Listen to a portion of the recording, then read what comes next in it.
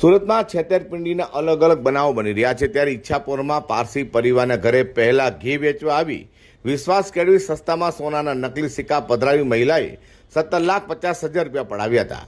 ઈચ્છાપુર પોલીસે રિક્ષાના નંબરના આધારે મહિલા ટોળકીને પકડી પાડી છે. જેમાં એક મુખ્ય સૂત્રધાર મહિલા સોનીને 7 મહિનાનો ગર્ભ છે. પોલીસે રિક્ષા અને 1 લાખ રોકડ કબજે કરી છે. બાકીની રકમ રિક્ષા ચાલક અને તેની કૌટુંબિક બહેને દેવું કરી દીધું હતું.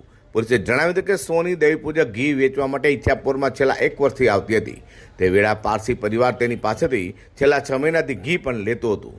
ઘીમાં વેચવામાં મિત્રતા કરી પારસી પરિવારે તેને 3 અસલી સોનાના સિક્કા બતાવ્યા હતા. પરિવારે સિક્કાની ખરાઈ કરવા જ્વેલર્સ પાસે કરાવી હતી. પછી મહિલા નકલી સોનાના સિક્કા પધરાવી 17,50,000 રૂપિયાની રકમ પડાવી લીધી હતી. પારસીએ થોડા દિવસો પછી સોનાના સિક્કાની ખરાઈ કરાવવા જતાં નકલીઓનું સામે આવ્યું હતું. આથી તેઓ ઈચ્છાપુર પોલીસમાં ફરિયાદ આપી હતી. પોલીસે સીસીટીવી કેમેરાની તપાસ કરી, જેમાં એક રિક્ષાનો નંબર મળ્યો હતો. નંબરના આધારે પોલીસે પહેલા રિક્ષા ચાલક અને પછી પત્ની અને ત્યાર પછી તેની બહેન તેમજ પડોશી મહિલા સહિત 4 વ્યક્તિને પકડી પાડ્યા હતા. ઈચ્છાપુર પોલીસે રિક્ષા ચાલક સુનિલ ભોળા ઉગરેજિયા, તેની પત્ની સોનલ સુનિલ ઉગરેજિયા, કૌટુંબિક બહેન સોની મુકેશ દેવીપૂજક અને પાડોશી બીજુ પુરુષોત્તમ ભણોદિયાની ધરપકડ કરી છે.